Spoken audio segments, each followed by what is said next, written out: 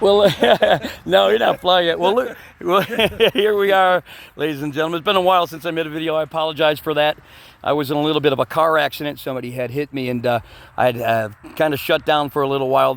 But we got this little sexy rascal. Look at him. Look at how handsome boy he turned out to be. That's Scott Hurd. Getting a pretty good haircut. He needs to shave that stuff off the edges, and then he'll have more aerodynamics when he's flying. But he's about to take his first taxi on his brand new machine he just built. And really what I liked is he watched my other video, and look what he's got back there. The nice thing about the Gen 4 fly pods is the simplicity of them. You have all of that pilot protection that you don't get from other ones. You're not hanging from harnesses that have you leg strapped, and you know, you have lack of freedom of movement. We don't have harnesses that are swinging, hanging from bars and all that other stuff. It's steel around you. It's not cheap aluminum. And we're not using the harness system of a foot launch machine to give us the comfort that we want. We have a racing seat from the racing people at Summit Racing. It's nice and padded. And we have a self-steering front end, telescopic front end. This is a Gen 4 fly pod. We're now coming out with the Gen 5 here shortly. This is an insane monster motor, 313 cc's, and now we're going to an even bigger one, and we're going to show you about that. We have something very exciting to tell you about, but this is his first flight. He's in for training right now, and I love the bag. This bag fits in there perfect. And where did you get that Husky bag? Home Depot. Home Depot. Yeah, Home Depot. What'd you pay for that thing? It was like $30 maybe.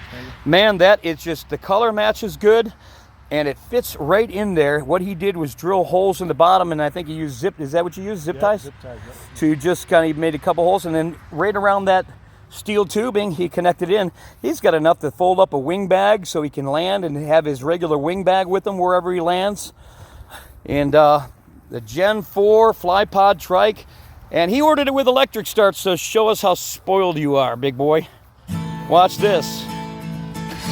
Oh, that is nice. All right, well, all we're gonna do right now is we're getting used to throttle control. He hasn't made his first flight yet, but we teach him, we take it in baby steps. He's gonna go on the simulator in a little bit to get his hang points, but he's going to learn to throttle and get, very familiar with turning on, turning off the throttle, and just take some of the heebie-jeebies out of it. So he gets a little bit of control. We don't want his first flight to be the first time he's ever sat in the cockpit. All right, so what I want you to do is run down to the end, all the way down there, and just kind of go slow, take it easy. Don't put your feet down for brakes. Don't make any fast turns, and just kind of play with it. And stop from time to time and just give it full throttle for a couple seconds, and then let it slow down, and then do it so you can see that lag time, because then we start learning how to taxi after this. But this is just to kind of acclimate you with the motor and everything running on you, and just have a little fun, okay? All right, we'll see you back here in just a little bit. Here he goes. Oh, he's a happy boy. This is like Christmas as a kid, isn't it? Yeah. And these two guys are getting ready to go next here. What do you think about this so far? Have you learned anything yet so far in a little bit? No, it's going to be a problem. I think both of these guys are going to do great. Everybody's got Yeah, you learning stuff? Oh, yeah. And we gave them some videos before they came in so they could really start understanding the theory behind it all, the landings, the taxiing, the takeoffs. I have a very unique setup, very unique training. It works if you follow what I'm doing and do it in step by step. I'm telling you, you'll have more success than any knucklehead out there trying to learn some other way. I've really got this down to science. I've been doing it for 30 years. We're at 1,600, and whoever goes first is going to be 1,646 will be my next student. So one of these guys is going to be 1646, 47, and 48. We don't know who's going to go first, but here he comes. He's starting to come back now. He's digging around the field. This is so exciting for me. I live vicariously through these guys when they come in, because I remember my first flight and just what it felt like. It's unlike any other form of flight. It's unlike hang gliding. It's unlike powered parachutes, the big lunky ones. It's unlike flying planes. There is nothing that gives you the sensation of flight like a powered paraglider. And the FlyPod Trike Man, if you haven't seen my other video, trike versus foot launch is a waste. It really honestly is. It hinders you from being able to do stuff. Here he comes. All right, slow down, and he killed his motor, and here he comes. All right, buddy. That is balls to the wall power. It really honestly is. What'd you think of that just sitting there? Isn't that fun? Were you imagining the wing above your head on takeoff? And That's a lot of power, I'm telling you.